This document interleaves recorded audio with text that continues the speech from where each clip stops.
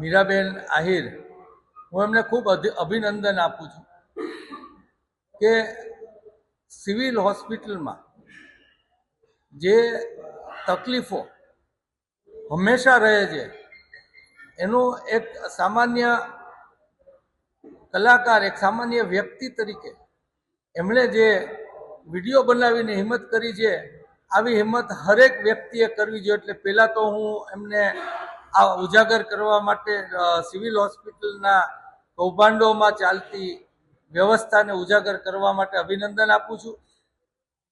ભાજપ સરકાર એના ભ્રષ્ટાચારમાં મસ્ત છે અને પ્રાઇવેટ હોસ્પિટલોના હાટડા હાલે અને ધીમે ધીમે સરકારી હોસ્પિટલો જ બંધ થઈ જાય એ પ્રકારની ત્યાં માનસિકતા ચાલે છે.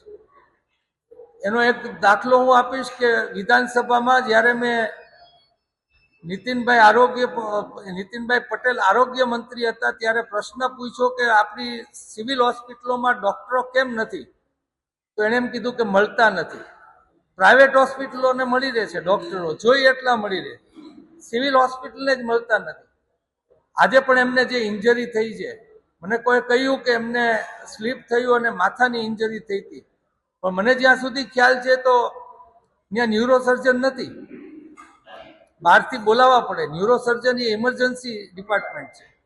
એટલે સરકાર જ જ્યારે ઈચ્છતી હોય કે લોકોનું જે થવું હોય એ થાય, ત્યાં અનેક કૌભાંડો સિવિલ હોસ્પિટલોના બહાર આવે છે, છતાં પણ સરકાર એમાં જાગતી નથી, ત્યાં વ્યવસ્થા પૂરી આપતી નથી અને ભ્રષ્ટાચાર પણ હોસ્પિટલમાંથી પણ કરે છે.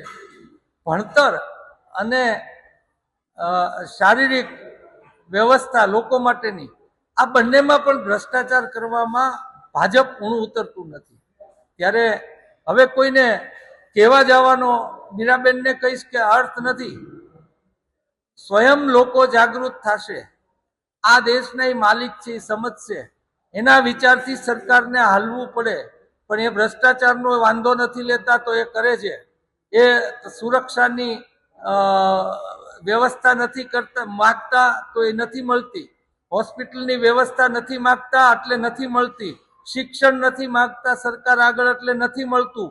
તમે લોકો એ માગશે તેથી મળશે અને લોકો જ આ ભાજપનો જવાબ હોઈ શકે, જ્યારે એણે વિરોધ પક્ષ પણ રહેવા નથી દીધો. લોક જાગૃતિ આવે એટલી આપણે પ્રાર્થના કરીએ.